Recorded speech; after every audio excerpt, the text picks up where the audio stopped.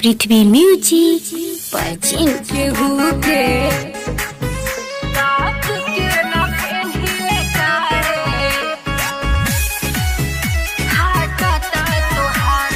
Music by Maya recording studio Marhaura धेनु के चौक। ए भाई ऐसन जबाना बाई पेटी में ओढ़नी चपेट के रखाई। ए भाई ऐसन जबाना बाई पेटी में ओढ़नी चपेट के रखाई। ऐसन पहनावा में कतही करईबू बवाल।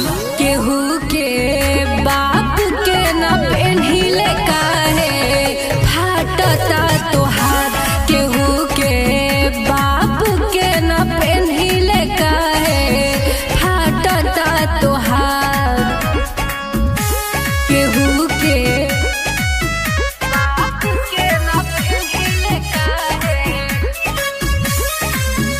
फाटता तोहार। पृथ्वी म्यूजिक परचिन नीचे फाटल ऊपर बकाटल देखावता रुआंग हो। इहे त फैशन चलल बसगरी काहे बड़ तांग हो। समझला अरे चाहे उघार के देखा दो। नीचे फाटल ऊपर बकाटल ना मनबा। देखावता रुआंग हो। इहे त फैशन चलल बसगरी काहे बड़ तांग हो। अभियो से ढक लगोरी इज्जतिया पर।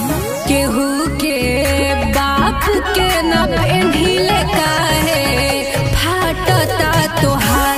केहू के बाप के न पेन्हिले काहे फाटता तोहार।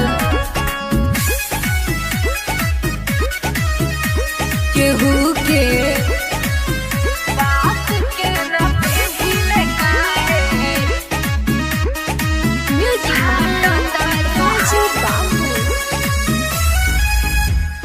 पंचदेव प्रेमी कहेला डेली अभियो से सुधार जा। देखल न जाला त घोंप दे माखी ना त अपना घर जा। चुपचाप चल जा। काहे लाज लगता का। हाँ मिथिलेश राज कहेले आज अभियो से संभार जा। देखल न जाला त घोंप दे माखी ना त अपना घर जा। बुझला बाबू मन टुम केस कहेले तो पीला जोगान। केहू के बाप के न पेन्हिले काहे फाटता तोहार। केहू के बाप के न पेन्हिले काहे फाटता तोहार। मढ़ौरा धेनु के चौक। पृथ्वी म्यूजिक परचिन।